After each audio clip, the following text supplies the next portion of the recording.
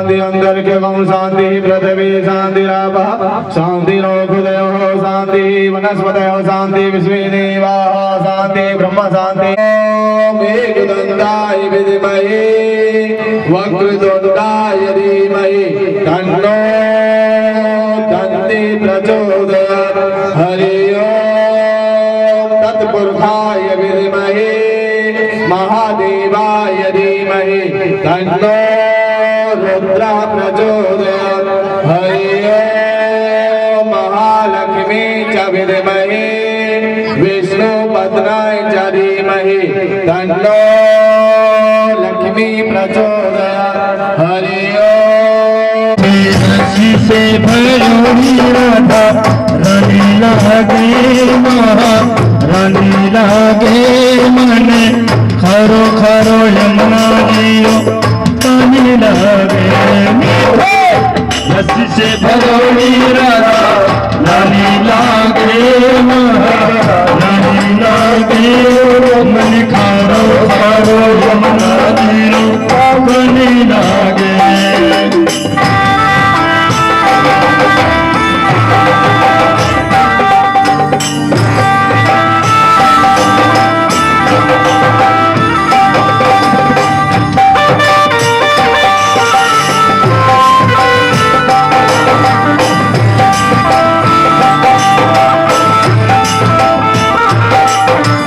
यमुना जी तो सावरी राधा गोरी गोरी। यमुना जी तो सावर सावर राधा गोरी गोरी।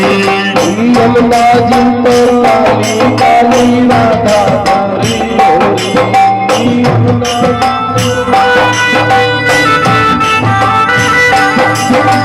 बरसाने में धूनी मचावे बरसाने की छोड़ी वृंदावन में मचावे बरसाने की छोड़ी। हंसते से भरोड़ी राधा रानी लागे रानी लागे मन खानो खारो यमुना जीरो पानी लागे। मीठे रस्सी से भरोड़ी राधा रानी लागे महारानी लागे मन खारो खारो यमुना जीरो पानी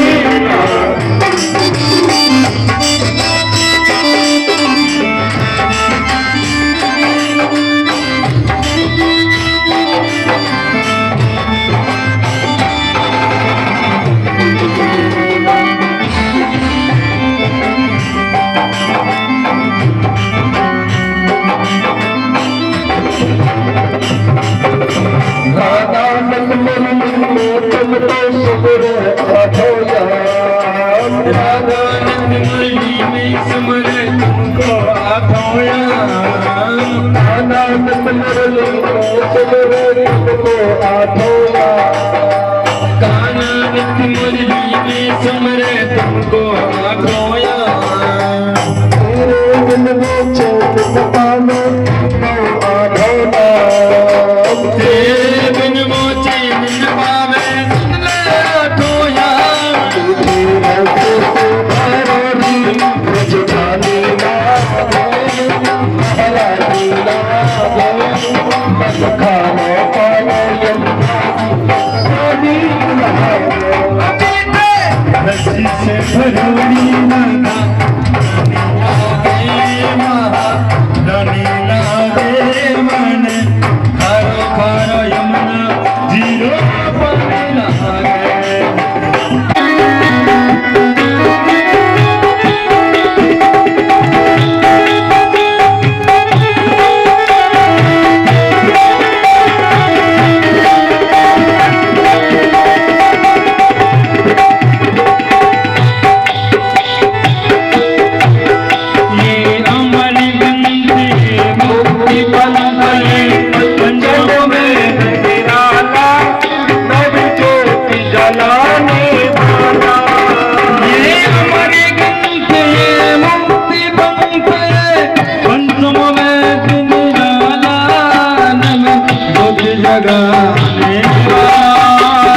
हमारे ग्रंथ ये मुक्ति पान ये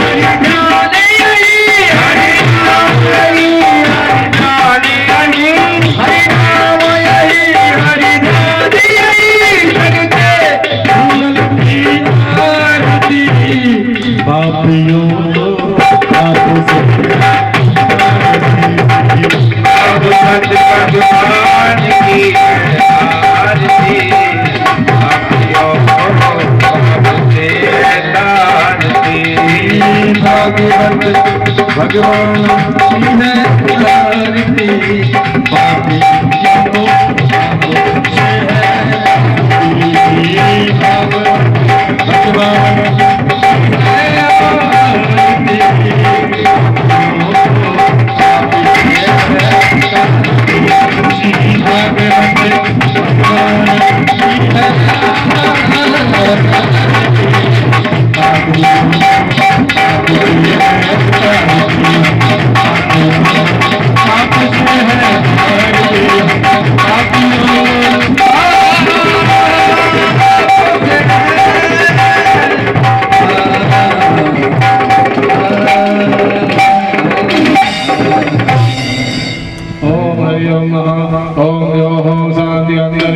गुरुर्ब्रह्मा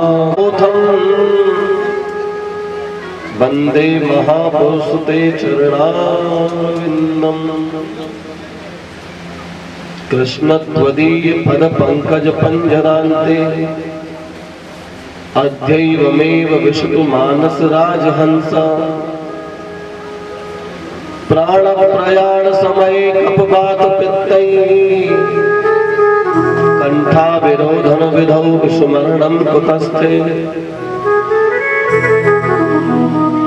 बंसी विभूषित करा नवनीरधावा पीतांबरा तरुण बिंब फलादरुष्टा पूर्णेन्दु सुंदर मुखारविंद नेत्रा कृष्णात् परब्रह्म किमपि तत्त्वमहं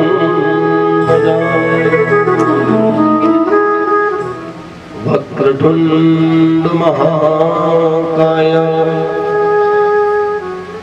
कोटि सूर्य समप्रभा निर्विघ्नं कुरु मदेवा सर्वकार्येषु सर्वदा नारायणं नमस्कृत्यं नरं चैव नरोत्तमं देवी सरस्वती व्यासः ततो जयमुदीरयते।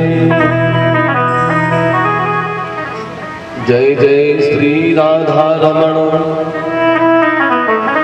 जय जय नवल किशोर जय गोपी चित चोर प्रभु जय जय माखन चोर। बोलिए द्वारकाधीश भगवान की जय हो श्री राजा रामचंद्र भगवान की जय हो श्री राजा कृष्णचंद्र भगवान की जय हो श्री सुखदेव जी महाराज की जय हो श्री परीक्षित जी महाराज की जय हो संत भगवान की जय भक्त भगवान की जय हो विप्र भगवान की जय सदुर्देव भगवान की जय श्रीमद् भागवत महापुराण की जय आज के आनंद की जय जय जय श्री राम जय जय श्री राम राधे जय जय श्री श्री राधे परम आदरणीय संत समाज परम आदरणीय विद्वत समाज कथा पांडाल में विराजमान मातृ शक्ति पितृ शक्ति हम उम्र भाई बहन आप सभी के हृदय में विराजमान उस परम ब्रह्म परमात्मा के लिए हमारी तथा हमारे गोपाल मंडल की ओर से सादर जय श्री कृष्णा जय श्री राम। समस्त भक्त बंधुओं को प्रणाम करते हुए भगवान नारायण का ध्यान करते हुए सदगुरु की प्रेरणा से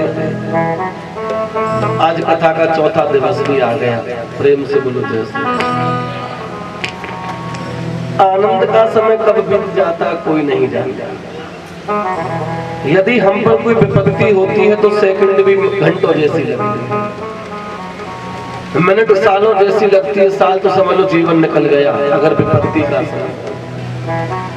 विपत्ति का समय बहुत लंबा होता है और जब समय आनंद का चल रहा हो तो कब निकल जाता है पता नहीं। मास दिवस बाद दिवस मरम न जाना हो, कब दिन निकल जाता है, कब रात हो जाती है, कब रात चली जाती है, दिन आ जाता है, कोई नहीं चाहिए। आज श्रीमद् भागवत जी की कथा का ये चौथा दिवस और चौथे दिवस की ये मध्यकालीन लीला। श्रीमद् भागवत रूपी अमृतमयी गंगा में गोता लगाने के लिए आप और हम सभी संवेद रूप से एक भूत होकर के यहाँ विराजमान है। तैनेयम मांगमयी मूर्ति साक्षात वर्तते हरि, भगवान श्री हरि नारायण का दूसरा स्वरूप ही भाग। प्रिय बंधुओं, कल तक की कथा में सायकालीन वेला में आपने वामन के चरित्र को सुना। समय का अभाव था तो वामन भगवान जल्दी बुला लिए। दैत्य गुरु शुक्राचार्य और दैत्य गुरु शुक्राचार्य ने अपनी मृत संजीवनी विद्या के माध्यम से समस्त दैत्यों को जिंदा कर दिया। जब देवासुर संग्राम हुआ था, भगवान ने जब देवताओं को अमृत पिलाया था तो अमृत पीते ही देवता बलवान हो गए और दैत्य कमजोर हो गए। देवताओं ने दैत्यों पर आक्रमण कर दिया और इंद्र का सिंहासन इंद्र को मिल गया। एक बात बताएं आपको, इंद्र किसी व्यक्ति का नाम नहीं है। प्रेम से बोलो जय श्री कृष्ण। इंद्र किसी व्यक्ति का नाम नहीं है, इंद्र तो एक पद का नाम है। राधे राधे।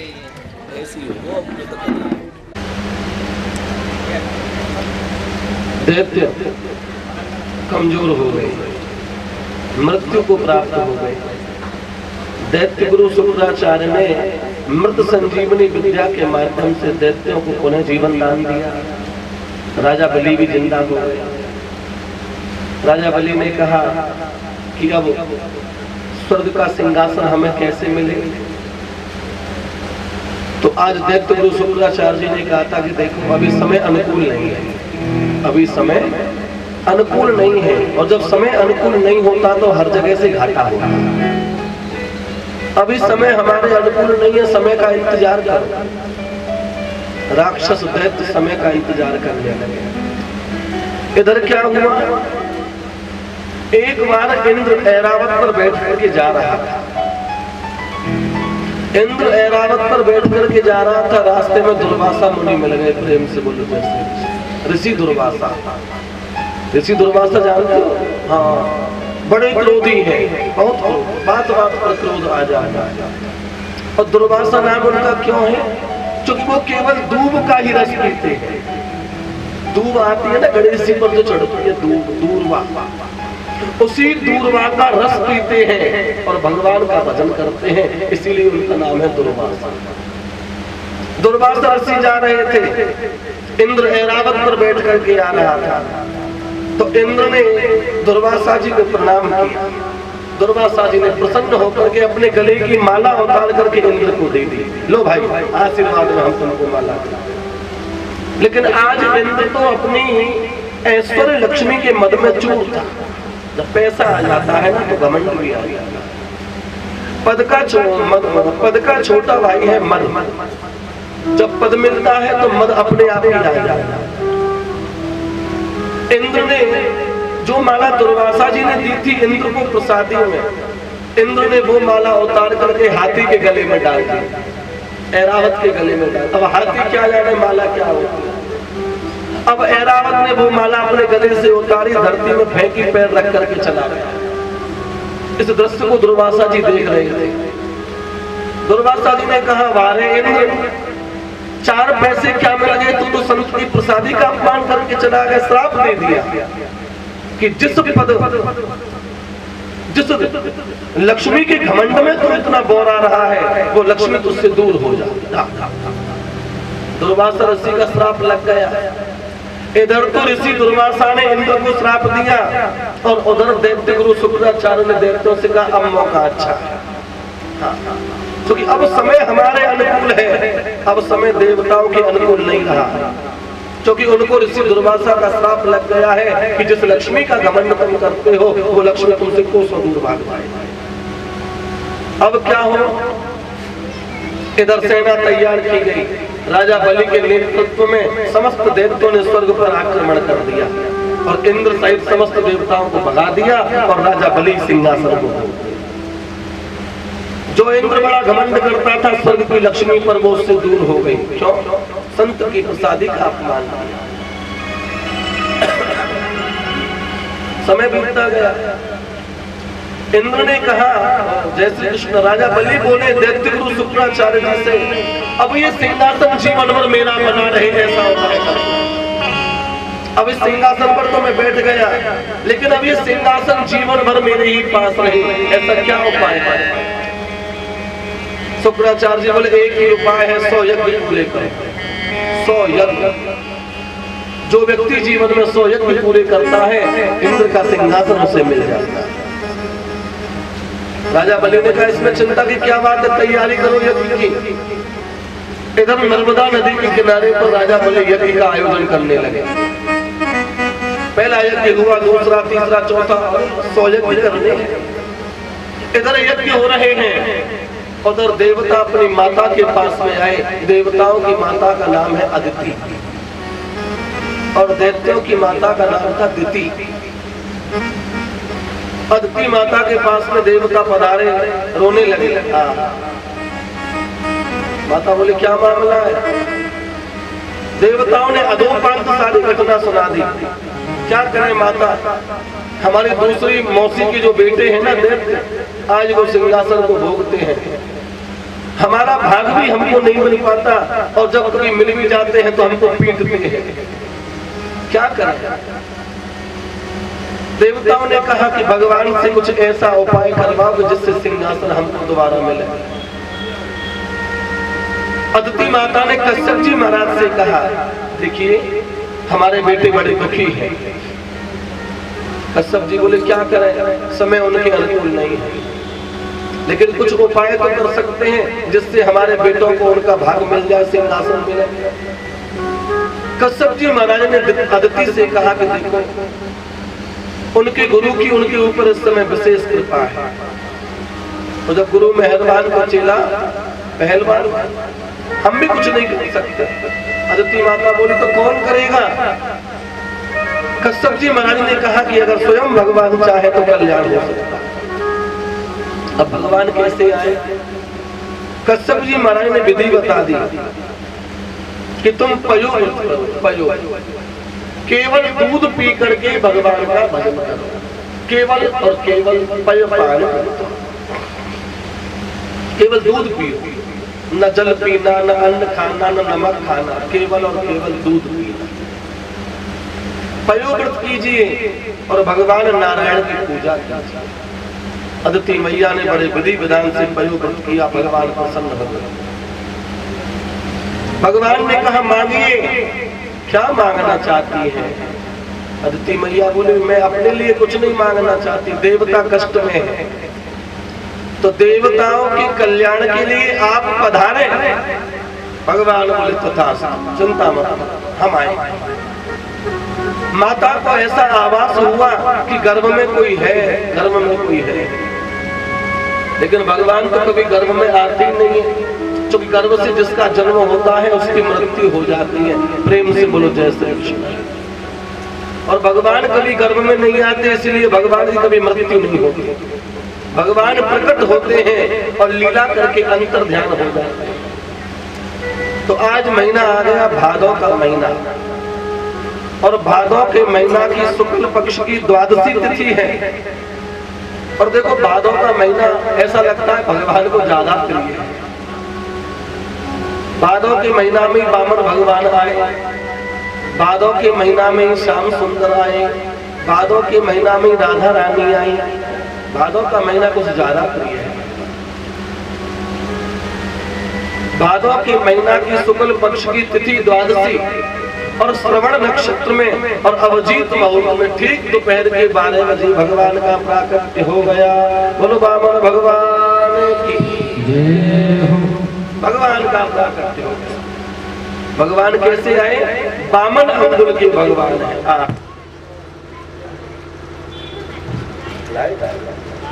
बामन अंगुल के भगवान है, केवल और केवल बामन अंगुल। भगवान बौना बन करके आए। क्यों? क्या कारण था? इतने बड़े परम ब्रह्म श्री हरि भगवान और सबसे छोटे बन करके पधारे। क्यों पधारे? सूत जी महाराज ने ऋषियों से कहा कि जब किसी के पास में मांगने जाओ ना तो छोटे बन करके जाना है। अगर तुम किसी के पास बड़े बन करके मांगने गए तो कोई कुछ नहीं देगा। तो आज बामन भगवान राजा बलि के द्वार पर मांगने जाएंगे, इसलिए छोटे बन करके बामन भगवान पधारे हैं। समस्त देवताओं ने उनका सम्मान किया। देवताओं ने नित्य ज्ञान की, पुष्पों की बरसात की। महर्षियों ने उनका जाति कर्म संस्कार कराया, उनका उपनयन संस्कार कराया। देवताओं के गुरु बृहस्पति ने यज्ञोपवीत संस्कार कराया। स्वयं सविता देवी ने उनको गायत्री मंत्र की दीक्षा दी। दैत्यों के गुरु बृहस्पति ने यज्ञोपवीत दिया। कश्यप जी महाराज ने मेखला दी, पृथ्वी ने आसन दिया। दिशाओं के अधिपति देवताओं ने उनको छाता प्रदान कर दिया। ब्रह्मा जी ने कमंडल दे दिया और सरस्वती ने रुद्राक्ष की माला दी। कुबेर जी ने भिक्षा पात्र दिया और भगवती माता ने सबसे पहली भिक्षा उसमें डाल दी। जब भगवान आते हैं तो सब सम्मान करते हैं, सब सम्मान करने लगे भगवान। जिससे जैसा बना सबने भगवान को भेंट दी। और कल आपने भी भेंट दी थी, जिससे जैसा बना आपने भी भगवान का यथोचित सम्मान किया। और बामन भगवान अपने कमंडल की भिक्षा को लेकर के पधारे गुरु जी के पास। देव गुरु बृहस्पति जी ने कहा भिक्षा कम है। तो शिष्य बोला महाराज भिक्षा कम है तो कोई बड़े जजमान का नाम बता दो। हाँ भाई, हम तो छोटे से हैं, अभी अभी हमारा जन्म हुआ है, हम तो जजमान को जानते भी नहीं है, पैसे वाले लोग कहाँ रहते हैं। देवताओं के गुरु बृहस्पति ने कहा कि देखो नर्मदा नदी के किनारे पर राजा बलि यज्ञ कर रहे हैं और बहुत बड़े जजमान हैं। हाँ, इस समय उनसे ज्यादा पैसे वाला कोई भी नहीं है। उन्हीं के दरवाजे पर जाओ और वहां मांगो। नन्हे नन्हे से पैर हैं बामन भगवान के, पैरों में खड़ामू पहनी हुई है। और आज बामन भगवान चल दिए राजा बलि के यहाँ। और जैसे ही राजा बलि के दरवाजे पर बामन भगवान पहुंचे, राजा बलि के जो यज्ञ करता थे भृगुवंशी ब्राह्मण, उन्होंने देखा कि आज ऐसा लगता है कि हमारे यज्ञशाला में सूर्य भगवान आ गए। साक्षात विवस्वान सूर्य हमारे सभा में पधारे। दौड़ करके सभी ऋषि वो जो ब्राह्मण थे भृगुवंशी राजा बलि के पास में गए। महाराज चलो चलो जल्दी चलो, आज हमारी सभा में ऐसे पंडित जी आए हैं जो हमने जीवन में कभी नहीं देखे। राजा बलि का अच्छा, हम भी तो देखे ऐसे कैसे पंडित जी पधारे हैं। राजा बलि पधारे। राजा बलि ने बामन भगवान को देखा, देखते ही रह गए। प्रेम से बोलो जय श्री कृष्ण। हाथ जोड़ के नमस्कार किया। स्वागतम ते नमस्तुभ्यं ब्रह्मणं किम करवामि। स्वागत है, स्वागत है, स्वागत। हे ब्राह्मण देवता आपका स्वागत है। स्वागतम ते नमस्तुभ्यं। नमस्कार किया, स्वागत। नमो ब्राह्मण देवाय गौ ब्राह्मण हिताय च जगदुकाय कृष्णाय श्री गोविंदाय नमो। पंडित जी को प्रणाम किया। बामन भगवान चुप है। बामन भगवान के हाथ में माला चल रही है और राजा बलि ने बामन भगवान की छवि को देखा। देखते शंख के जैसी गर्दन है बामन, बिंबा फल जैसे होठ है। उसमें एक कहावत है, जो कोई बालक ज्यादा सुंदर हो तो मैया काके है बटुआ से मोड़। क्या कहते हैं? बटुआ से मोड़। तो बामन भगवान भी ऐसे लग रहे थे बटुआ से मोड़। राजा बलि देखते ही रह गए। जय हो जय हो जय हो, नमस्कार है, स्वागत करने लगे। लेकिन बामन भगवान कुछ भी नहीं बोले। माला चल रही है। क्यों नहीं बोले? अरे जब जजमान से कुछ मांगना होता है तो दिखाना पड़ता है। पंडित जी अपने घर में चाय 8 बजे जगह, जजमान के यहाँ 5 बजे जग जाते हैं। आहा, माला लेकर के बैठ जाते। क्यों?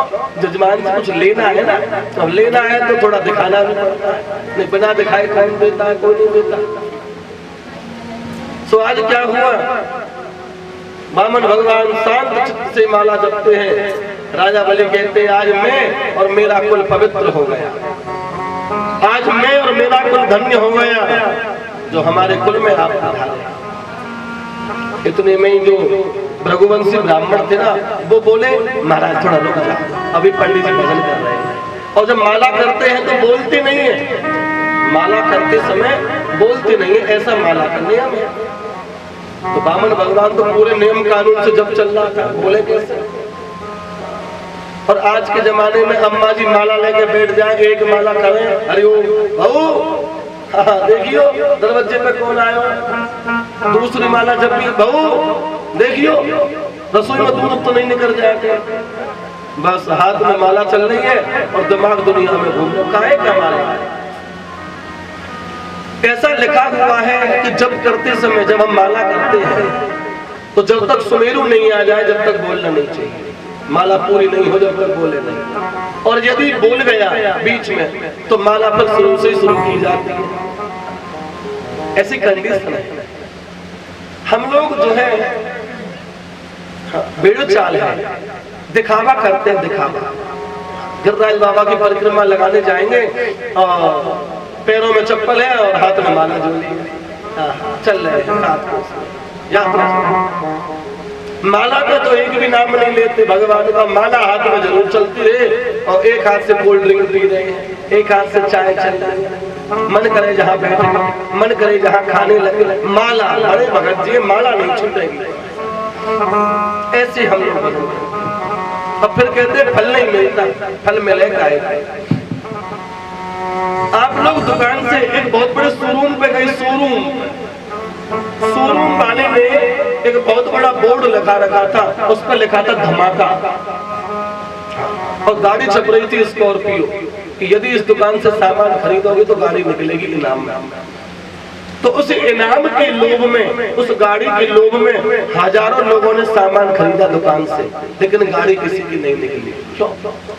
क्योंकि जिन लोगों ने सामान को खरीदा था उन लोगों ने केवल उस बैनर पर 2 ही चीज देखी थी, धमाका और गाड़ी। और महीन महीन अक्षरों में लिखा था कंडीशन अप्लाई, शर्तें लागू। और शर्तों को किसी ने नहीं पढ़ा, और जब तक शर्तों पर खड़े नहीं उतरोगे जब तक गाड़ी का मिलेगी। गाड़ी के लोभ में तुमने बहुत सामान खरीद लिया लेकिन गाड़ी नहीं मिली। क्यों? कि तुमने शर्त पूरी नहीं की। माला तुम दिन भर करो, लेकिन माला की जब तक शर्त पूरी नहीं होगी वो तुम्हें काहे को सिद्धि देगी? नहीं। अरे आदत सभी सुधार लो, बस हो गया भजन। आदत सभी सुधार लो, बस हो गया भजन। आदत सभी सुधार लो, बस हो गया भजन। आदत सभी सुधार लो, बस हो गया भजन। मन की करम जमा कर हो गया भजन।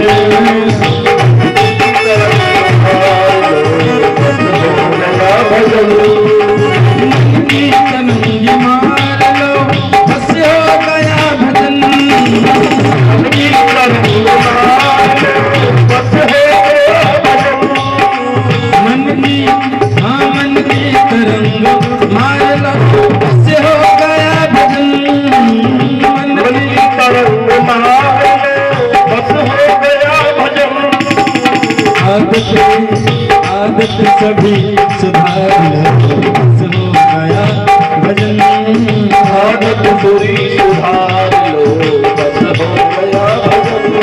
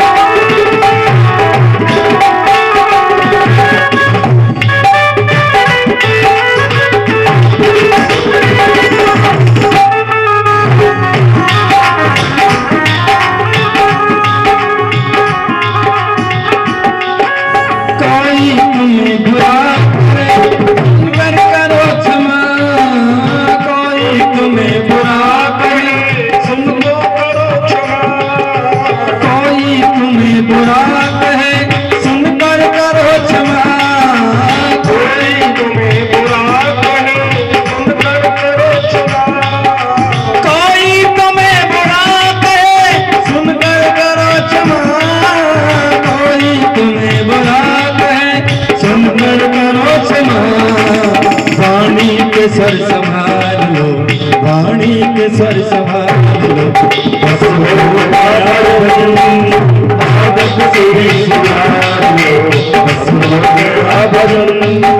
मन की तरंग आदत सभी, मन की तरंग आदत सभी सुधार लो, बस हो गया भजन। बोलो गोविंद भगवान की जय जय जय। श्री राधे। आदत पूरी सुधार लो, बस हो गया भजन। और इस कल काल में क्या है, 3 बार भोजन भजन 1 बार, 3 बार भोजन और भजन 1 बार, और उसमें भी आ जाए झंझट आ जाए। जैसे जैसे तो माला करने को बैठते हैं, और जब माला करने को बैठते हैं ना, सब झंझट उसी समय याद आ जाए। आप माला को हाथ में ले और सारी समस्या तुम्हारे सामने आ जाए। अरे मैंने माला पीछे करेंगे जा काम। ऋषियों ने कहा, रघुवंशी ब्राह्मण बोले कि पंडित जी अभी भजन कर रहे हैं, बोलेंगे नहीं। राजा बलि के मन में पंडित जी के प्रति श्रद्धा और बढ़ गई। अरे बड़े विद्वान ब्राह्मण है, माला करते समय बोलते भी नहीं है। अब तो वामन भगवान की माला पूरी हुई और उन्होंने माला को माथे से लगाया, आंखों से लगाया, गले से लगाया। अब बोले हाँ हाँ कहो राजा बलि क्या कहना चाहते। राजा बलि ने वामन भगवान का यथोचित सम्मान किया, आसन दिया, बैठे। बोले आज मेरा कुल पवित्र हो गया जो आप मेरे कुल में पधारे। वामन भगवान बोले जा रहे थे भजन करते हुए, आपका यज्ञशाला देखा, सोचा चलो यज्ञ के दर्शन कर चलो। बलि राजा ने कहा वो तो ठीक है, लेकिन आप ब्राह्मण हो, और जब दरवाजे पर ब्राह्मण आए तो उसे कुछ देना चाहिए। मांगो, क्या मांगो?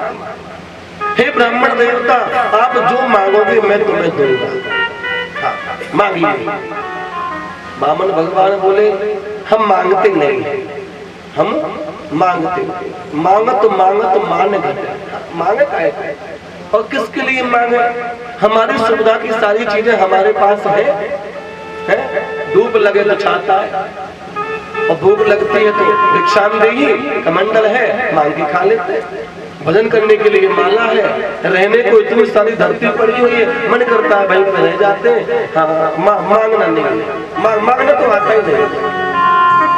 राजा बलि ने कहा ऐसा तो हो ही नहीं सकता कि राजा बलि के दरवाजे से कोई ब्राह्मण खाली हाथ चला जाए तो दुनिया क्या कहेगी। एक वामन भगवान आए थे और राजा बलि के दरवाजे से खाली हाथ चले गए। नहीं, तुमको लेना तो पड़ेगा, हमारा देने का मन करता है। वामन भगवान बोले लेकिन हमारा लेने का मन नहीं करता। राजा बलि ने बार बार कहा कि हम देना चाहते हैं, हम बिना दिए तुमको नहीं लौटा सकते। वामन भगवान बोले सुनो, ये देने लेने की बात मत करो। देने लेने की परंपरा तो तुम्हारे कुल में पहले से चली आ रही है, तुम कौन सी नई बात करते? आपके दादा परदादा प्रहलाद जी हुए, पिता विरोचन जी हुए, बड़े बड़े दानी हुए, और तुम बार बार देने देने की बात करते हो। आपके तो कुल में देना लेना चला। देखो एक बात बताए, जब आप किसी से कुछ मांगने जाओ ना तो उसके दादा परदादा की प्रशंसा कर दो। अरे बड़े तुम्हारे दादाजी तो बड़े बड़े थे, एक मांगते थे तो 1000 देते थे, अब वो बेचारा 100 दे रहा होगा तो कम से कम 500 तो देगा। अरे मैंने हमारे दादा परदादा इतना देते थे तो कम से कम 500 तो दे। उस जमाने में वामन भगवान बोले आपके दादा परदादा पिता विरोचन और दादा प्रहलाद बड़े बड़े दानी हुए, आप कौन से दानी की ज्यादा पूछ बनते हैं? अब बलि राजा बोले अरे वामन पंडित जी तुम देखने में तो बहुत छोटे हो, और बात है दादा परदादा तक की करते हो, इसका मतलब तुम हमें दादा परदादा को जानते हो। बामन भगवान बोले अब की बार तो मैं बोल गया, ज्यादा बोलना तो बुराई हो जाएगा, कहीं बलि पहचान गया कि मैं बामन नहीं हूँ। हाँ, बामन भगवान बोले नहीं नहीं नहीं नहीं, मैंने नहीं देखा, मैंने तो अपने गुरुजी से सुना था कि जिसके यहाँ तुम भिक्षा मांगने को जा रहे हो उसके दादा परदादा भी बहुत बड़े दानी हो। राजा बलि बोले फिर छोड़ो, मांगो, क्या मांगो? बामन भगवान बोले अपन को कुछ नहीं चाहिए। राजा बलि बोले अच्छा ऐसा करता हूँ, मैं तुम्हारे पास घर नहीं हो तो घर बनवा दूं, ऐसा करता तुम्हारे लिए 4 कमरे बनवा देता, और शादी नहीं हुई तो तुम्हारी शादी करवा दूं। बामन भगवान बोले एक बात बताओ महाराज, चलो ठीक है तुम हमारी शादी करवा दोगे, पंडितानी आ जाएगी, रहेगी कहाँ? राजा बलि बोले आधा राज तुमको दिया, आधा आधे महल तुमको दिए, तुम और तुम्हारी घरवाली उसमें रहना। बामन रहने की व्यवस्था तो हो गई, अब भोजन पानी की व्यवस्था, भाई हम तो अकेले थे, अब जब घरवाली आ जाएगी तो फिर भोजन पानी का बंदोबस्त। राजा बलि ने कहा कि तुम्हारी घरवाली को रोटियां बनानी भी नहीं पड़ेगी, हाँ, बनी बनाई आ जाया करेंगे, तुमसे बस खा लिया करेंगे। बामन भगवान बोले ठीक है, भोजन पानी का बंदोबस्त हो गया, रहने सहने का बंदोबस्त हो गया। एक बात बताओ महाराज, शादी होगी तो बाल गोपाल भी होंगे? हाँ, राजा बलि बोले बाल गोपाल भी होंगे, तुम्हारी उनकी शिक्षा दीक्षा पढ़ाई लिखाई का खर्चा कौन उठाएगा? राजा बलि बोले हमारे यहाँ एक यूनिवर्सिटी चलती है, हिरण्यकश्यप दानव विश्वविद्यालय, उसमें तुम्हारे बच्चे पढ़ लेंगे। बामन भगवान बोले सो तो ठीक है, लेकिन महाराज एक बात और बताओ, बच्चे होंगे? बने हाँ, 4-6 होंगे? बने बिल्कुल, एक आध मर गया तो? बामन भगवान बोले एक आध बच्चा मर गया तो फिर रोएगा? तो राजा बलि ने कहा जिसका मरेगा वो ही रोएगा। हाँ, आपके बच्चे मरेंगे तो आप ही को रोना पड़ेगा, हमको नहीं रोएगा, हम तो नहीं रोएंगे। तो बामन भगवान ने कहा ऐसा काम ही क्यों किया जाए जिसे करने के बाद में रोना पड़े, ना, हम नहीं करेंगे। देखिए गृहस्थ का जीवन बड़ा जंजाल का जीवन है, बहुत जंजाल। गृहस्थ धर्म सबसे बड़ा धर्म है, ठीक है धर्म है, गृहस्थ नहीं होता तो राम जी कहाँ से आते, गृहस्थ नहीं होता तो श्याम सुंदर कहाँ से आते, लेकिन गृहस्थ का जो जीवन है ना वो बड़ा कठिन है। एक गुरुजी थे, गुरुजी ध्यान से सुनना, गुरुजी के पास में एक चेला आया करता था। चेला बहुत पढ़ता लिखता और रोजाना आता था, गुरुजी की खूब सेवा करता, और चेला 4-6 दिन नहीं आया, चेला 4-6 दिन नहीं आया, और जब 7वें दिन आया तो गुरुजी ने पूछा क्यों भाई, हाँ इतने दिन क्यों नहीं आए? चेला बोला मेरी सगाई हो गई। चेला बोला मेरी सगाई हो गई गुरुजी, मैं इसीलिए नहीं आया। गुरुजी बोले तू मेरे से दूर हो गया। गुरुजी ने कहा चेले से तेरी सगाई हो गई, अब तू मेरे से दूर हो गया। फिर समय चलता रहा, चेला आता रहा, पढ़ता रहा, महीने 2 महीने बाद चेला फिर नहीं आया, फिर भी नहीं आया, और 8-10 दिन बाद वो फिर आ गया। गुरुजी ने बोला अरे भाई हाँ, तू 4-6 दिन को क्यों नहीं आया? चेला बोला माने कि मेरी शादी हो गई। गुरुजी बोले माता पिता से भी दूर हो गया, सगाई हुई तो मुझसे दूर हो गया, विवाह हो गया अपने माता पिता से भी दूर हो गया, अब तो कुछ समय और बीता। फिर वो आना जाना लगा रहा, चेला आता था, पढ़ता था। 3-4 साल बाद उसके यहाँ पर कोई संतान हुई, वो फिर नहीं आया। 8-10 दिन बाद वो फिर आया। गुरुजी ने पूछा क्यों भाई क्यों नहीं आया? गुरुजी बोला, चेला बोला आपके शिष्य के यहाँ पर बेटा पैदा हुआ है। गुरुजी बोले अब तो अपने आप से भी दूर हो गया, अब तू अपने आप से भी दूर हो गया।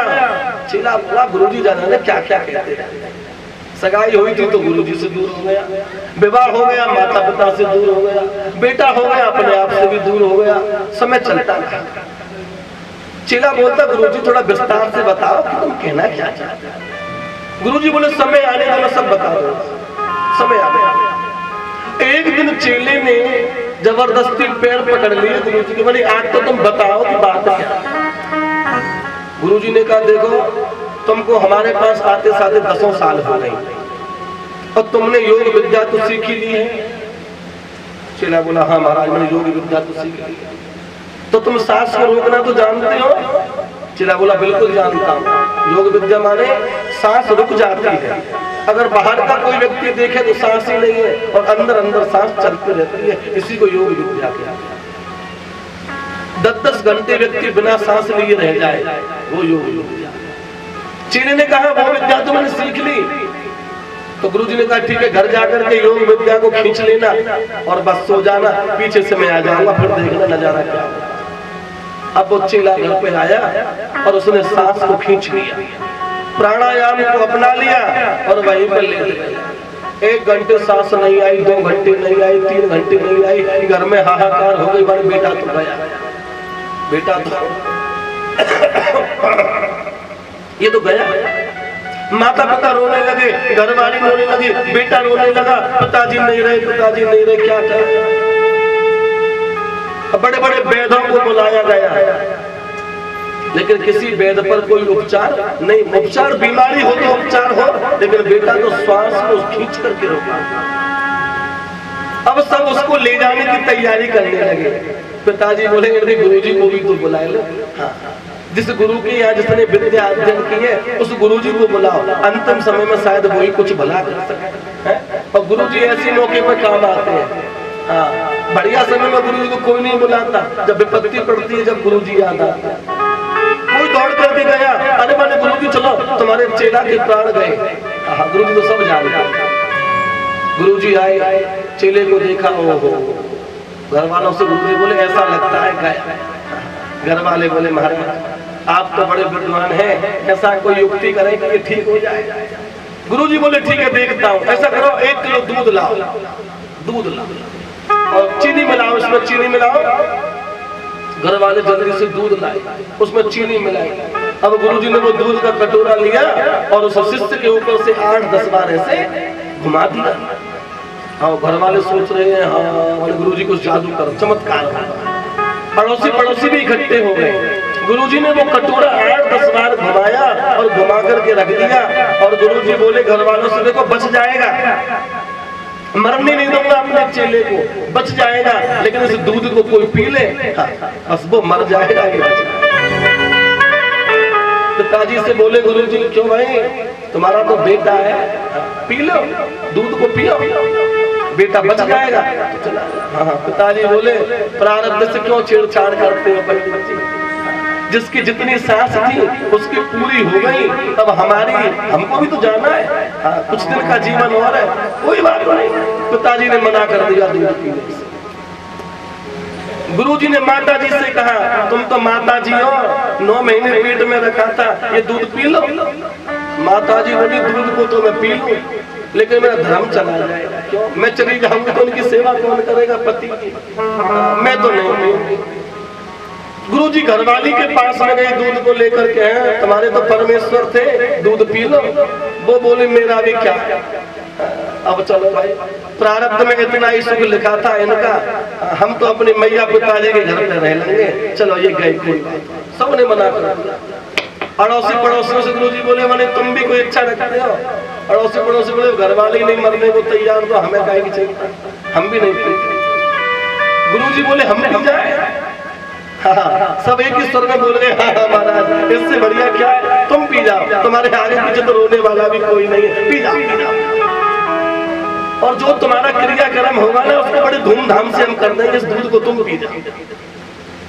गुरुजी बोले हाँ ऐसा, हमको तो पता था तुम ऐसे। और गुरुजी ने वो दूध पी लिया। उस दूध में कुछ था थोड़ा ही नहीं, बढ़िया दूध था, चीनी मिला।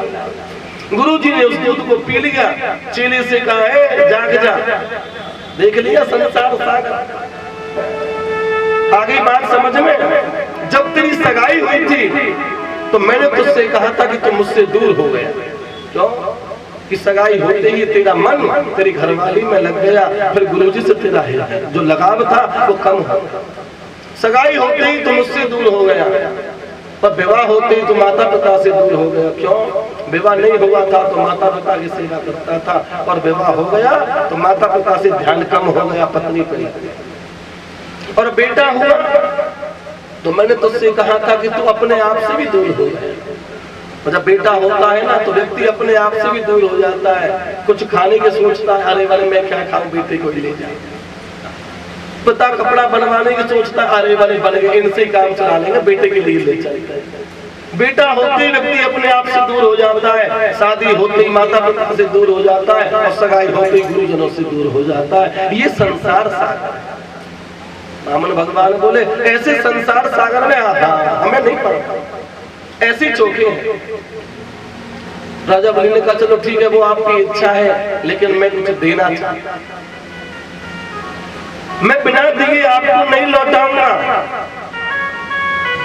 वामन भगवान बोले ठीक है, आपका देने का मन भी नहीं टूटा और मैं ना ले, मैं लेता नहीं हूँ, लेकिन फिर भी आप दे रहे हो तो आपका भी भाव है और मेरा भी ये भाव बना रहे, ठीक है।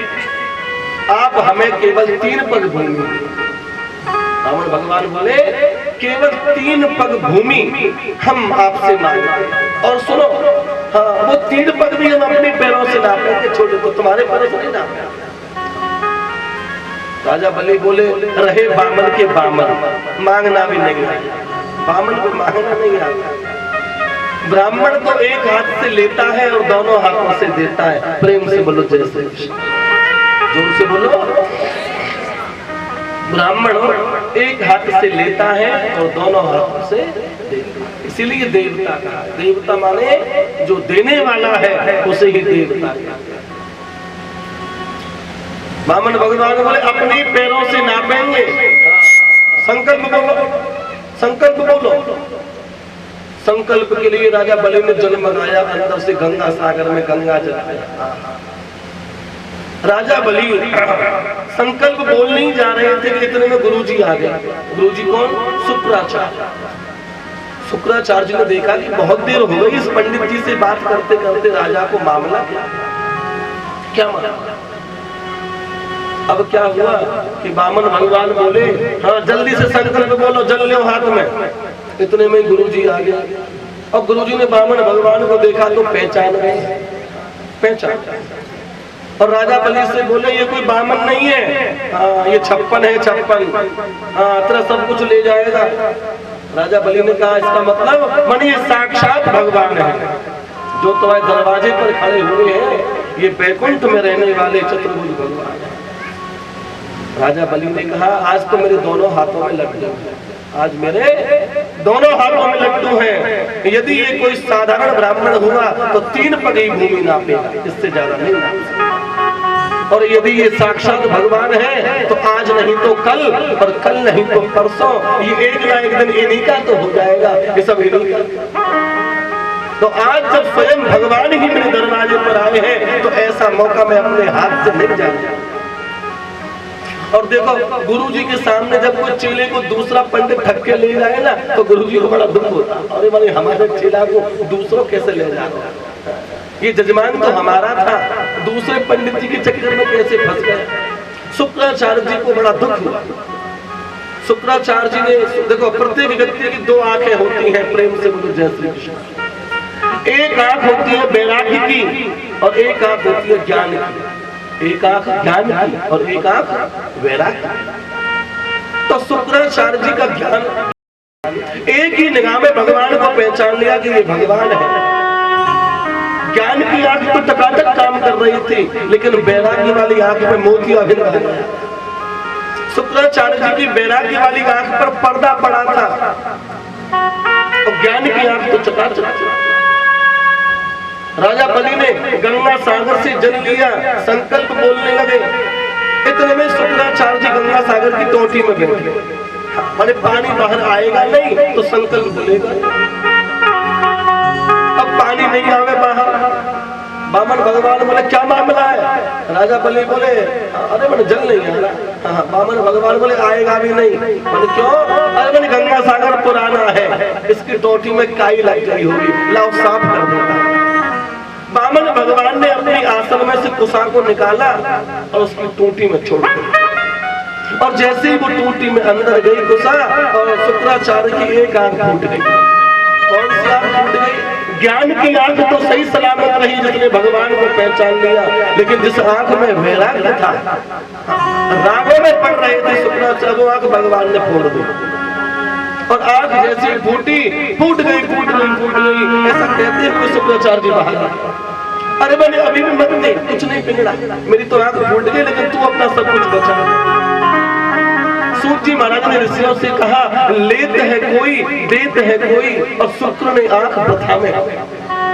कोई दान दे रहा है, कोई दान ले रहा है, बीच में टांग मारने वाला टांग मार रहा है। तो देने लेने वाले के बीच में जो टांग मारता है ना, उसकी आंख फूट जाती है। और इस जमाने में ऐसे व्यक्ति बहुत है। पंडित जी जब विवाह पढ़ाते हैं और विवाह पूरा पड़ जाता है, पंडित जी सुबह कहते हैं, लाला जजमान दक्षिणा, तो जजमान कहता है, चाचा से पूछ के आओ, चाचा कहा दे रहे तुम्हें। हम भी जाते हैं कभी कभी विवाह पढ़ाने, तो जब दक्षिणा का नंबर आता है ना, तो सेठ जी से कहते हैं, लाला जी दक्षिणा, हाँ रुको ना कि मैं ताऊ जी से पूछ आऊं, तुम्हें कहा दे रहा, तो ताऊ जी से पूछ के करके आयो कहा में। जब सब काम हो गया तो ताऊ जी से पूछ ले। 4 लोग, ताऊ, चाचा, पिताजी, सबसे पूछा हो कि पंडित जी को कहा दे दो, समझ ले, एक आदमी के खेत दे रहे हो पंडित जी, और फिर लाता है 2100-3100 रुपए। महाराज हल्के हाथ से काम चलाए, अगले चक्कर में देख लिया, अगले चक्कर। बेचारे ब्राह्मण उसी में प्रसन्न हो जाते। आशीर्वाद, खुश रहो भैया, खुश रहो। पुराने जमाने में कहते थे कि पंडित जी को घर पे बुलाया करो और खूब खीर खिलाया करो। पंडित जी खीर 1 कटोरी खाते हैं और आशीर्वाद बहुत लेकर के जाते हैं। 1 कटोरी खीर के बदले में जो चाहे सो आशीर्वाद मांगो, और वो ब्राह्मण 1 कटोरी खीर के बदले में ही आशीर्वाद दे जाता है, जाओ कल्याण हो। इससे मददा कहाँ मिलेगा तुमको? आज क्या हुआ,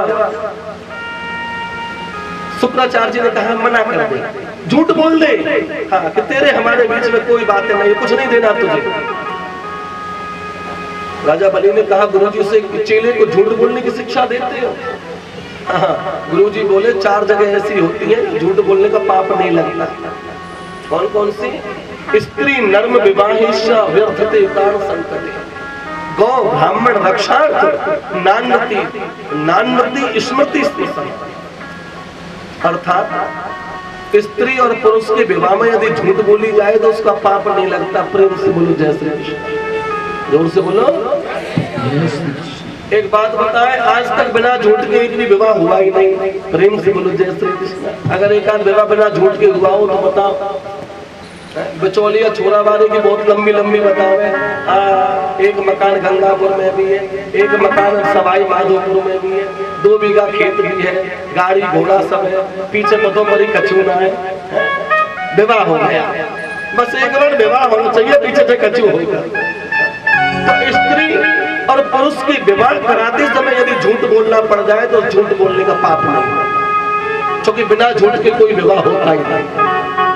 दूसरा, व्यर्थते प्राण संकटे, यदि प्राण संकट में है और आपके झूठ बोलने से प्राणों की रक्षा हो जाए तो झूठ बोल दो, उस झूठ बोलने का पाप नहीं लगता। तीसरा, यदि आपका सब कुछ नष्ट हो रहा है, सब कुछ जा रहा है और झूठ बोलने से बच जाए तो झूठ बोल दो, उस झूठ बोलने का पाप नहीं लगता। गाय की और ब्राह्मण की यदि हिंसा हो रही हो और तुम्हारे झूठ बोलने से बच जाए तो झूठ बोल दो, तुमको उसका पाप नहीं लगता। शुक्राचार्य जी बोले झूठ बोल दो, राजा बलि बोले अपन को कौन ही झूठ बोल, हम अब झूठ नहीं बोलेंगे। ब्राह्मण भगवान ने कहा, अरे जल्दी संकल्प बोलो। राजा बलि ने जल्दी दिया। पंडित जी ने संकल्प बोला कि 3 पदान भूमि इमाम ब्राह्मणम दत्ता, कि 3 पग भूमि में पंडित जी को देता और जल छोड़ दो। ब्राह्मण भगवान को ठोक दो। संकल्प जब देते हैं किसी को, दान देने के बाद में दान देने वाले को दंडवत किया जाता है। और राजा बलि जैसे बामन भगवान के आगे झुके तो आज बामन अंकुल के भगवान विराट बामन भगवान हो गए। बोलो विराट बामन भगवान की जय हो। विराट देखते भगवान का शरीर विराट। बामन अंकुल के भगवान जो भिक्षा मांगने को आए थे वो विराट बामन भगवान हो गए। राजा बलि ने दंडवत करके जैसे खड़े हुए और भगवान के चेहरे के दर्शन करने चाहे तो चेहरा तो दिखा ही नहीं। राजा बलि का मुकुट गिर गया। इतनी ऊंची गर्दन हो गई कि मुकुट गिर गया। अब भगवान ने पहले कदम में तल, अतल, वितल, सुतल, तलातल, रसातल और पाताल सबको नाम दिया। हम जहाँ बैठे हैं इस जगह का नाम है तल। ये क्या है? भूतल, धरती, भूत। इसके नीचे भी 6 लोग और हैं। हम बैठे उसका नाम है तल, अतल, वितल, सुतल, तलातल, रसातल और पाताल। एक ही पैर में सबको नाप लिया। अब दूसरा पैर ऊपर गया। हम यहाँ हैं, यहाँ से ऊपर भी 7 लोग हैं जिनको 14 भुवन कहते हैं। 7 नीचे और 7 दूसरा पैर भगवान का ऊपर गया, भू